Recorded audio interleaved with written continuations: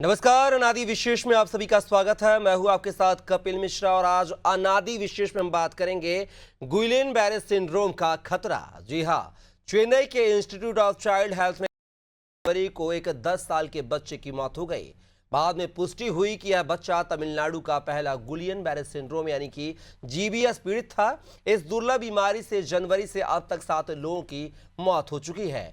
महाराष्ट्र के पुणे में देश भर में जीबीएस से हुई मौतों में से 5 मामले सामने आए हैं। देश में गुइलेन बैरे सिंड्रोम के संदिग्ध मामलों की कुल संख्या बढ़कर 166 हो गई है। इनमें से 130 मामलों की पुष्टि हो चुकी है। 12 संदिग्ध मरीज मध्य प्रदेश में मिलने से दहशत है। ये मरीज एम्स और हमीदिया में भर्ती हैं। महाराष्ट्र स्वास्थ्य विभाग ने इस प्रकोप का कारण कैंपिलोबैक्टर जेजुनी नामक बैक्टीरिया को बताया है। विभाग का कहना है कि उपलब्ध सबूत बताते हैं कि यह संक्रमण मुख्य रूप से पानी के जरिए फैलता है। यह संक्रमण भले ही बहुत कम लोगों में है, किंतु इसका फैलाव घातक हो सकता है क्योंकि इस बीमारी का कोई इलाज नहीं है। ऐसे में संक्रमण को लेकर क्या सावधानी बरती जा सकती है, आज इसी महत्वपूर्ण विषय पर चर्चा करेंगे। लेकिन सबसे पहले आपको दिखाते हैं खास रिपोर्ट।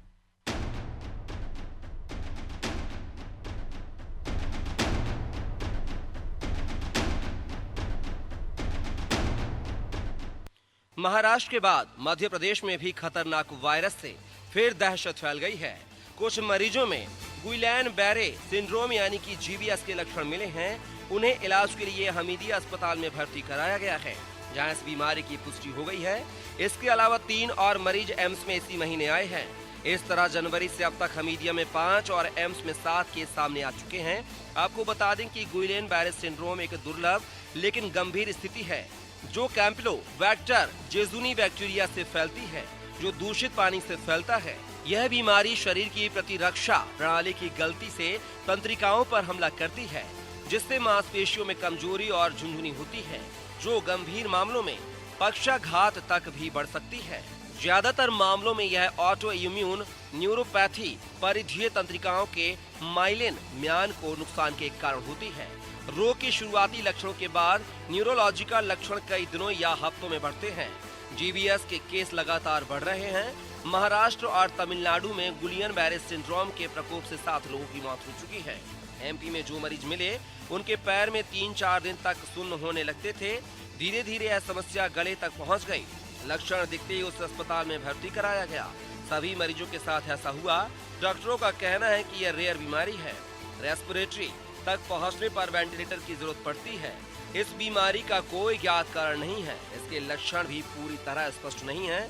इलाज भी तय नहीं है। सपोर्टिव इलाज से ही ट्रीटमेंट किया जाता है। यह एक पोस्ट वायरल इन्फेक्शन वाली बीमारी है। किसी भी वायरल अटैक के बाद सर्दी, खांसी, जुकाम जैसी समस्या होती है। कुछ दिन बाद लूज मोशन और अन्य लक्षण दिखते हैं। इम्यून सिस्टम कमजोर होने से नर्व सिस्टम पर वायरस अटैक करता है। इस बीमारी का इलाज महंगा है, इसलिए इसे रेयर बीमारियों की श्रेणी में रखा गया है।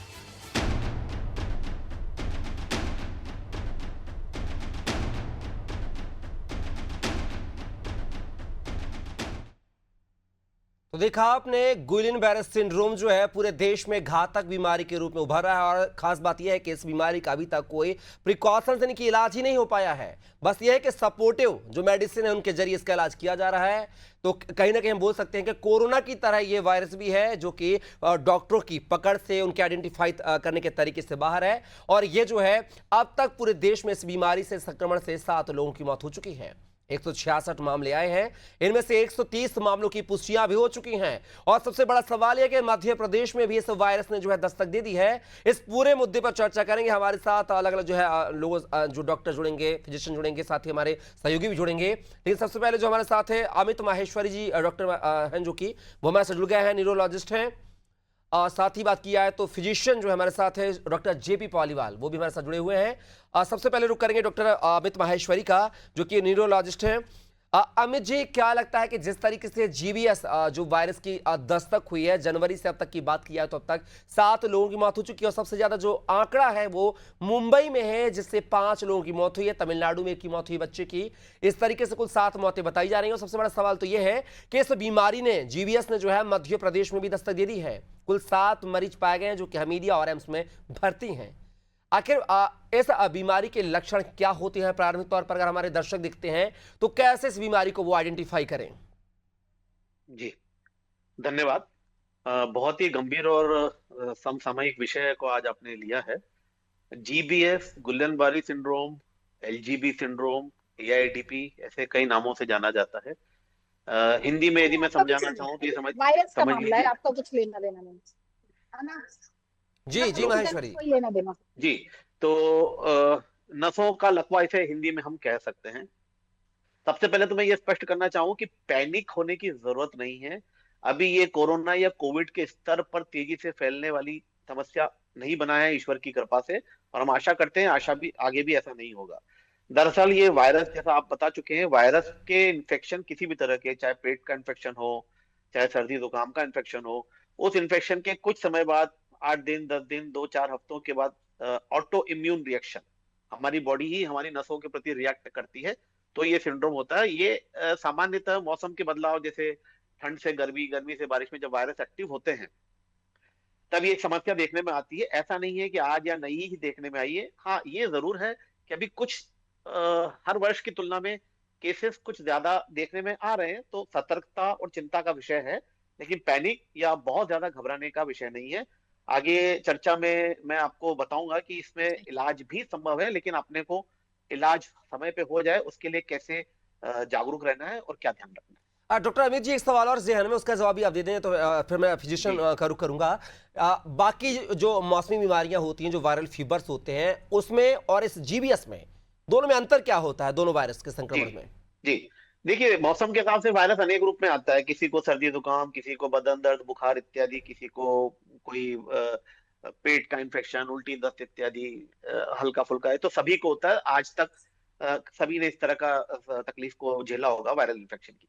समस्या यह है कि जीबीएस में किसी भी वायरस के, खासतौर से कैंपेलोबैक्टर जेजुनी इत्यादि के इन्फेक्शन के बाद, या फिर किसी अन्य वायरस के भी इन्फेक्शन के कुछ समय बाद, उस वायरस द्वारा एक ऑटो इम्यून रिएक्शन, स्वयं के बॉडी के प्रति एक दुश्मनी वाला प्रभाव समझ लें, एक जनरेट किया जाता है। और वो खास तौर से एक्टिव होता है हमारी नर्व्स के लिए, नाड़ियों के लिए। तंत्रिका, मस्तिष्क की नाड़ियां, पैरों की नाड़ियां, हाथों की नाड़ियां, इनके प्रति एक्टिवेट हो जाता है। वो तेजी से उन नसों को डैमेज करता है। जब वो नसें डैमेज होती हैं तो उन उन नसों के सिम्टम्स आते हैं। चाहे वो पैर या हाथ सुन्न होने लगेगा, या फिर वो लकवा मारने लगेगा। और यदि वेंटिलेटरी सिस्टम की नसें, यानी हमारे फेफड़े नसों पे इफेक्ट करा, तो वहां पे वो जानलेवा स्थिति में चलिए महेश्वरी जी, मैं फेफड़ों आपके को नहीं पास चला आऊंगा, पाता, सीधे रुख सांस नहीं ले करूंगा। पाता। सहयोगी शबाना लाइव हमारे साथ भोपाल से जुड़ गई हैं। आज शबाना, बात की जाए राजधानी भोपाल में जो है जीबीएस वायरस यानी कि गुलियन बायरस सिंड्रोम ने दस्तक दे दी है। 7 मरीजों की पुष्टि भी हो चुकी है जो कि एम्स और हमीदिया में भर्ती हैं। ऐसे में राजधानी में क्या कुछ जो है एहतियात के तौर पर इंतजाम जो है स्वास्थ्य महकमा करते हुए नजर आ रहा है? अधिकारी कर्मचारी जो है किस तरीके से अलर्ट मोड पर हैं? शबाना। देखिए, बिल्कुल मैं आपको बताना चाहूंगी कि महाराष्ट्र के बाद मध्य प्रदेश में इस वायरस की दस्तक हो गई है। इस वक्त हम हमीदिया में ही मौजूद है और आपको बताना चाहेंगे कि राजधानी में अब जो है हमीदिया में 5 और एम्स में जो है 7 केस सामने आ चुके हैं। इस वायरस के अलग अलग जो है लक्षण बताए जा रहे हैं। इसके अलावा अगर बीमारियों की बात की जाए तो कैसे इससे बचाव किया जाए, डॉक्टर जो है वो जागरूकता अभियान के तहत जो सरकार कोशिश कर रही है कि यही कोशिशों की ज्यादा से ज्यादा जो लोगों की सुरक्षा है वो की जाए। ऐसे में इस बीमारी की जो बात की जा रही है, इस वायरस की बात की जा रही है, कहीं ना कहीं अपने आप में जो है घातक बताई जा रही है। लेकिन डॉक्टरों का भी साफ तौर पर कहना है कि हमने इस बीमारी के बारे में जो है सरकारी हॉस्पिटल 1250 के अधीक्षक से बात की थी। उन्होंने कहा कि कई तरीके के लक्षण होते हैं और जो डॉक्टर्स हैं उनकी सलाह से जो है दवा लें, मेडिसिन लें, और कोशिश यही करें कि डॉक्टरों की सलाह के बिना खुद से कोई दवाई मेडिकल स्टोर से ना ले, क्योंकि अलग अलग तरीके के लक्षण होते हैं। ऐसे में संभव है कि ये अगर वायरस होता है तो कहीं ना कहीं आपको दूसरी दवा लेने से परेशानी का सामना करना पड़ जाएगा। इसके अलावा साफ सफाई को लेकर भी जो है स्वास्थ्य विभाग यहाँ पर जागरूक करने की कोशिश कर रहा है। हालांकि अभी स्वास्थ्य विभाग जो है इस पूरे मामले में जो है अभी तक कोई एडवाइजरी जारी नहीं किया है। लेकिन अगर जिस तरीके से राजधानी भोपाल के 2 बड़े सरकारी हॉस्पिटल हमीदिया और एम्स में मामला सामने आया है, एक में 5 और दूसरे में 7 केस सामने आए हैं, दोनों ही अस्पताल में जो है मरीजों की भर्ती कराई गई और जो है डॉक्टरों की निगरानी में उनका इलाज हो रहा है। ऐसे में ज्यादा से ज्यादा लोग सतर्क हो, उसको लेकर स्वास्थ्य विभाग को यहाँ पर अलर्ट होना पड़ेगा। महाराष्ट्र जैसी स्थिति ना बने और तमाम जहां पर ये केस फैल रहे हैं, ऐसे वायरस फैल रहे हैं, वहां जैसी स्थिति ना बने, इसके लिए मध्य प्रदेश को अलर्ट होना पड़ेगा। आप देखेंगे कोविड के दौर में भी मध्य प्रदेश में कितनी ज्यादा स्थिति जो है देखने को मिली थी। ऐसे में अभी से ही सतर्क होने की जरूरत है। जब ज्यादा ऐसे मामले फैल जाते हैं, जब ज्यादा ऐसे मामले सामने आते हैं, तो लास्ट में सभी को परेशानी का सामना होना पड़ता है, परेशानी का सामना करना पड़ता है। ऐसे में अभी से यही कोशिश की जानी चाहिए, चाहे स्वास्थ्य विभाग हो, चाहे मेडिकल्स के ऑफिसर हो, या फिर बड़े बड़े डॉक्टर या फिर डॉक्टर्स हो, उनको जो है लोगों को ज्यादा से ज्यादा जागरूक होने की जरूरत जो है वो अपील करनी पड़ेगी। और इस वायरस के खिलाफ जो है अभियान चलाने की भी जरूरत है, ताकि ज्यादा लोग जो है इसकी चपेट में ना आए। चलिए शबाना, आप हमारे साथ बने रहिएगा। सीधा रुख करूंगा डॉक्टर जेपी पॉलीवाल का, जो कि फिजिशियन है, हमारे साथ लगातार बने हुए हैं। अब पॉलीवाल साहब, जिस तरीके से दस्तक दे रहा है जीबीएस, फिजिशियन है, लोगों को जो इसका शिकार नहीं हुए, इस बीमारी का शिकार नहीं हुए हैं, चूंकि वायरल फीवर चल रहा है, मौसमी बदलाव हो रहे हैं, ऐसे में उनको किस तरह की डाइट रखनी चाहिए और बचाव के लिए क्या कुछ प्रिकॉशन के तौर पर जो है एहतियात बरतने चाहिए? डॉक्टर पॉलीवाल। कपिल, नमस्कार करता हूं आपको और आपके दर्शकों को।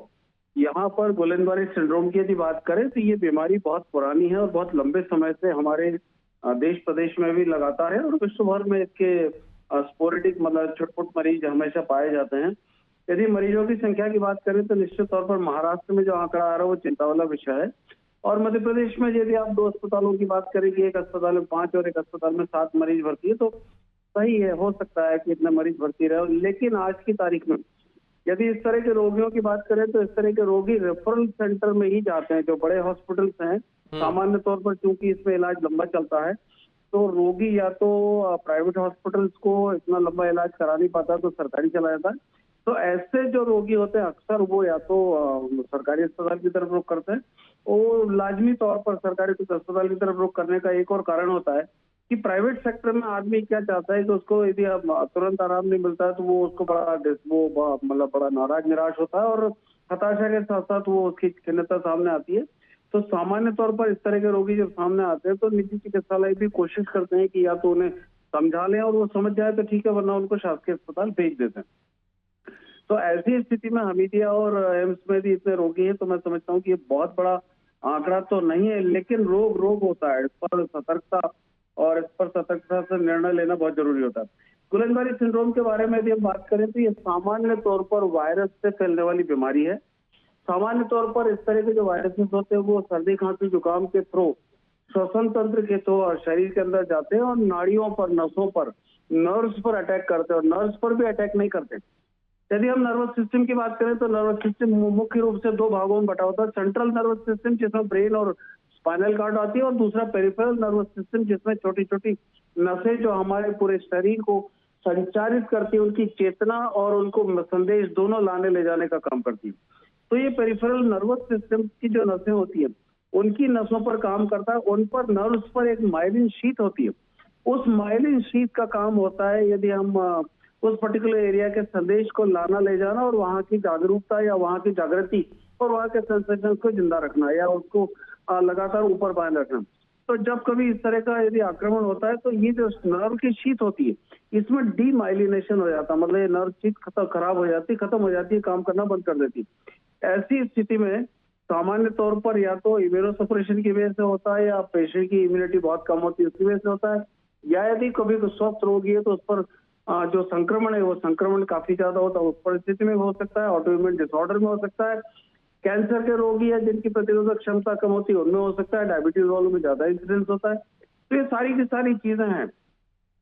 ऐसी परिस्थिति में सबसे बड़ी चीज ये है कि इसमें मृत्यु दर बहुत कम है। मृत्यु दर तभी होती है जब इस रोग के लक्षण की शुरुआत नीचे से शुरू होती, पैरों से शुरू होती। पहले पैर सुन्न होते हैं, फिर कमर का हिस्सा सुन्न होता है, फिर छाती वाला हिस्सा सुन्न होता है, फिर हाथों पर आता है और अल्टीमेटली यदि और उससे भी ऊपर यदि ये बीमारी गई तो डायफ्राम को मतलब श्वसन तंत्र को प्रभावित करती है। श्वसन तंत्र को प्रभावित करने के कारण ऑक्सीजन की कमी के कारण श्वसन तंत्र के पैरालिसिस के कारण इसमें मृत्यु अक्सर होती है, लेकिन वो लेट फेजेस में होती है। तो ऐसी परिस्थिति में यदि बीमारी को जल्दी से जल्दी रोकथाम कर सके तो करना चाहिए। इसके यदि इलाज की बात करें तो इसमें 2 इलाज होते हैं। इसके एक प्लाज्मा थेरेपी होती है, दूसरा इम्यूनोग्लोबुलिन्स होते हैं। इम्यूनोग्लोबुलिन इसके बहुत कॉस्टली होते हैं, बहुत उसकी कीमत बहुत ज्यादा होती है। एक रोगी के इम्यूनोग्लोबुलिन की कॉस्ट मोटे तौर पर 1.5 से 2 लाख एक की दवाई की हो जाती है। ऐसी परिस्थिति में रोगी यदि शासकीय अस्पताल जाता है तो हो सकता है शासन की तरफ से ये व्यवस्था मिल जाती है। तो ऐसे इन कारणों से भी रोगी अक्सर शासकीय अस्पताल तरफ ज्यादा रुख करता है। इसमें सबसे बड़ी चीज ये है कि 6 महीने तक लगातार रोगी बिस्तर पर पड़ा रहता है, जिसके हाथ पैर नहीं चलते हैं, जिसके हाथ नहीं चलते, पैर नहीं चलते हैं, और कभी कभार आवाज तक उसकी प्रभावित हो जाती है, और कभी कभार और ऊपर यदि उसका इन्फेक्शन फैलता है तो मृत्यु का कारण भी बनता है। लेकिन सामान्य तौर पर यदि उसको अच्छा इलाज मिल जाए, अच्छी फिजियोथेरेपी मिल जाए, अच्छी देखरेख मिल जाए, तो 6 महीने के बाद धीरे धीरे उसमें रिकवरी होती है। साल 1.5 साल में इस तरह के रोगी खड़े भी होकर चलने फिरने लगते हैं। लेकिन क्योंकि ये समय बहुत लंबा है, तो इतने लंबे समय तक रोगी को लगातार धैर्य रखना और चिकित्सक से लगातार एक ही चिकित्सक से लगातार इलाज करना अक्सर ये संभव नहीं होता। रोगी 5 अस्पताल बदलता है, 10 चिकित्सक बदलता है, और अल्टीमेटली जब उसको लगता है कि इसमें समय लगना है तो फिर धैर्य भी रखता है। चलिए पालीवाल जी, आप हमारे साथ बन रहिएगा। सीधा रुख करूंगा हमारे साथ जो है अमित माहेश्वरी जी, जो कि डॉक्टर न्यूरोलॉजिस्ट हैं, जुड़े हुए हैं हमारे साथ। डॉक्टर माहेश्वरी, अब बात की जाए जिस तरह के प्रिकॉशंस की बात की है जेपी पालीवाल साहब ने, अगर अब बात की जाए कि सरकारी अस्पताल में इलाज कराएं तो ज्यादा बेहतर होगा, प्राइवेट अस्पताल में ना कराएं। अगर कोई व्यक्ति प्राइवेट अस्पताल में जाता है तो क्या जो प्राइवेट डॉक्टर्स हैं उनको ये जो केस है गवर्नमेंट ऑफिस जैसे कि एम्स हमीदिया इनके लिए रेफर करना चाहिए या खुद इलाज करना चाहिए, चूंकि इलाज जो है कॉस्टली है, जैसा कि पालीवाल साहब बता रहे थे? जी, इसमें इलाज का सरकारी या प्राइवेट से इतना संबंध नहीं है। संबंध इस बात से है कि हम ये समझें कि ये एक अति विशेषज्ञ द्वारा ट्रीट किए जाने वाली बीमारी है। सामान्य चिकित्सक कई बार इस चीज के लिए ट्रेंड नहीं होते हैं या उनके पास इस तरह के केसेस नहीं आते हैं। और चूंकि ये बीमारी हम जैसा अभी तक समझ चुके हैं कि जानलेवा और लंबे समय तक आपको पैरालाइज रख सकती है, तो हमारा समय कहीं अब लोकल डॉक्टर या झोला छाप डॉक्टर में के बीच में बर्बाद ना हो। तो चाहे प्राइवेट में जाएं, चाहे सरकारी में जाएं, ऐसे अस्पताल में जाएं जहां पे न्यूरोलॉजिस्ट की सुविधाएं हो, जहां पे आईसीयू हो, जहां पे वेंटिलेटर हो, और जहां पे नर्स की जांच करने की सुविधा हो। तो सरकारी प्राइवेट आप अपनी सुविधा अनुसार, आर्थिक क्षमता अनुसार, अपने लोकल एरिया की फैसिलिटीज के हिसाब से तय कर सकते हैं। लेकिन ये इंश्योर करें कि हम न्यूरोलॉजिस्ट हैं, वेंटिलेटर है, आईसीयू है, और नर्व की जांच और अच्छी फिजियोथेरेपी टीम इत्यादि मौजूद है, उस अस्पताल में जाएं। और बार बार अस्पताल ना बदलें घबराहट में, क्योंकि समय की बर्बादी इसमें सबसे प्रमुख कारण होता है इलाज में देरी होने का या जान का खतरा होने का। डॉक्टर माहेश्वरी, एक चीज आपसे और जानना चाहूंगा, चूंकि न्यूरोलॉजिस्ट हैं आप, अगर किसी को प्राइमरी तौर पर ये लक्षण होते हैं तो आम इंसान अगर घर पर इलाज करना चाहे, जैसे वो संदेह उसको कि क्या पता जीबीएस है या नहीं है, संदेह के आधार पर, तो प्राइमरी तौर पर वो मेडिसिन लेकर क्या कुछ अपना इलाज स्वतः कर सकता है? दुर्भाग्य से इसमें प्राइमरी ट्रीटमेंट जैसी या घरेलू उपचार जैसी कोई चीज नहीं है। ये सामान्य सर्दी जुकाम चोट इत्यादि नहीं है कि हम छोटा मोटा मल्लम पट्टी या दवा इत्यादि से काढ़ा इत्यादि पी के कुछ लोकल मेडिसिन लेके इलाज कर लेंगे। इसमें एक स्पेशल दवाई, जिसे अभी हमने बात करी, IVIG इम्यूनोग्लोबुलिन को लगाना पड़ता है, जो बड़े स्टैंडर्डाइज तरीके से बनाई जाती है। ह्यूमन ब्लड, ह्यूमन प्लाज्मा से उसका निर्माण किया जाता है।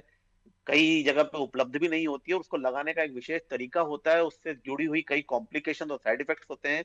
तो कृपया इसमें आपको पहला लक्षण लगते ही तुरंत संपर्क करें लोकल न्यूरोलॉजिस्ट से या बड़े अस्पताल से, किसी से भी। परंतु घर पे इधर उधर के इलाज के प्रयास में ना रखें, क्योंकि जैसा आपने अभी बात करी, यदि ये पैरों से बढ़ के ऊपर आ गई और वेंटिलेटर तक पहुंच गई तो फिर रिकवरी में बहुत समय लगता है और जान का भी खतरा हो सकता है। तो अच्छे डॉक्टर से संपर्क करके ही अपना इलाज करें, स्वयं इलाज का प्रयास ना करें। चलिए डॉक्टर माहेश्वरी, आप बने रहिएगा हमारे साथ। सीधा जो है शबाना, हमारी सहयोगी जो बनी हुई राजधानी भोपाल से लगातार लाइव हमारे साथ। शबाना, जैसे कि हमने बीमारी की बात की, उनके इलाज की बात की, लेकिन सबसे बड़ा सवाल ये होता है कि इसकी जागरूकता के लिए स्वास्थ्य महकमा आखिर क्या कुछ कर रहा है? क्या स्वास्थ्य विभाग ने इसके लिए कोई हेल्पलाइन जारी किया है? क्या हेल्प डेस्क बनाई है अस्पतालों में? आखिर कैसे आम इंसान तक जो है इसकी जो स्वास्थ्य की पहुंच है, इलाज की जो पहुंच है, वो सरल हो, उसके लिए क्या कुछ प्रयास किए गए हैं? शबाना, आपकी आवाज नहीं आ रही, म्यूट कीजिए।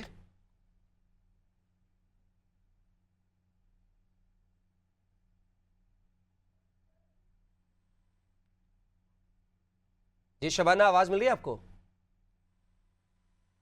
Hello hello. जी शबाना, कंटिन्यू।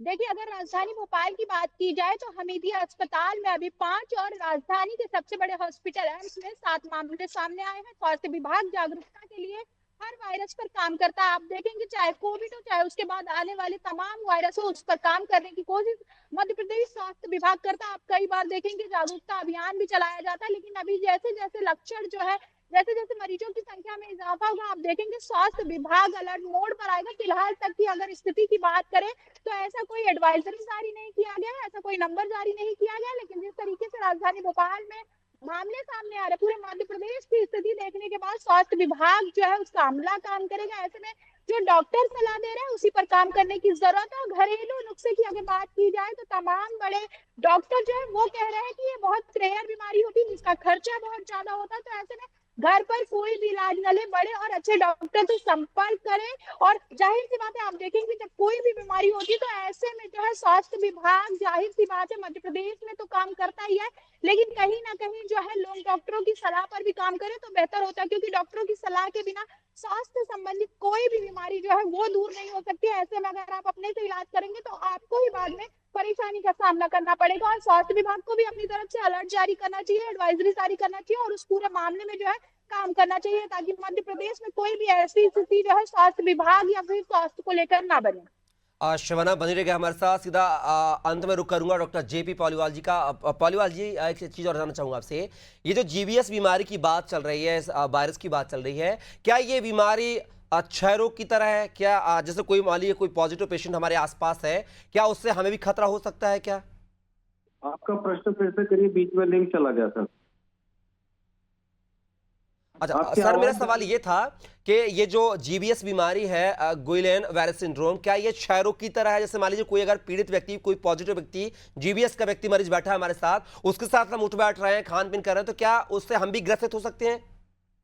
देखिए, यदि एक बार गुलेनबारी सिंड्रोम सेटल हो गया है तो सामान्य तौर पर ये श्वसन तंत्र के थ्रू फैलता है, लेकिन एक बार यदि ये सेटल हो गया तो उसके बाद किसी भी गुलेनबारी सिंड्रोम के पेशेंट के साथ रहने से किसी और को ये रोग नहीं होता, नहीं फैलता है, क्योंकि उसकी जो संक्रमण की जो परिस्थितियां होती है वो शुरुआत में जब बुखार और बाकी जो अन्य लक्षण आते हैं उस वक्त ही होती है। एक बार यदि इस बीमारी ने नुकसान पहुंचाना शुरू कर दिया और ये नसों तक पहुंच गई, उसके बाद इसके रोगी के साथ रहने से, उसके साथ उठने बैठने से या खाने पीने से या उसकी सेवा करने से ये किसी अन्य व्यक्ति को नहीं फैलती, चाहे वो चिकित्सा जगत का हो चाहे वो परिवार हो। चलिए, बहुत बहुत शुक्रिया शबाना आपका, साथी डॉक्टर जेपी पॉलीवाल आपका, साथी डॉक्टर अमित माहेश्वरी जी आपका भी बहुत शुक्रिया इस चर्चा का हिस्सा बनने के लिए। तो आज हमने बात की है फिलहाल जो पूरे देश में एक वायरस जो है हड़कंप मचा हुए लोगों के अंदर प्रवेश करता है, बीमार करता है। और बीमारी से खास बात यह है कि अब तक 7 मौतें भी हो चुकी हैं और सबसे ज्यादा जो प्रभावित मामले हैं वो महाराष्ट्र से सामने आ रहे हैं। हालांकि मध्य प्रदेश में भी इस वायरस ने जो दस्तक दे दी है। हमीदिया में 5 और एम्स में 7 मरीज यानी कि कुल 12 मरीज पाए गए हैं। इसको लेकर जो है स्वास्थ्य महकमा भी अलर्ट मोड पर है। और खास बात यह कि जो इस बीमारी का इलाज है वो काफी महंगा है, कॉस्टली है, आम आदमी की जो है बजट में नहीं है, मिडिल क्लास फैमिली के बजट में नहीं है। तो ऐसे में अगर आपको जीबीएस यानी कि गुइलेन बैरे सिंड्रोम वायरस के लक्षण है तो आप त्वरित जाइए सरकारी अस्पताल में इसका इलाज कराइए और जो है समय रहते इलाज कराएंगे तो आप फायदेमंद रहेंगे, नहीं तो यह आपको 6 महीने की बीमारी हो सकती है, ऐसा डॉक्टरों का कहना है, ना कि मेरा। फिलहाल के लिए इस चर्चा में बस इतना ही। आप बने रहिए अनादि टीवी के साथ। नमस्कार।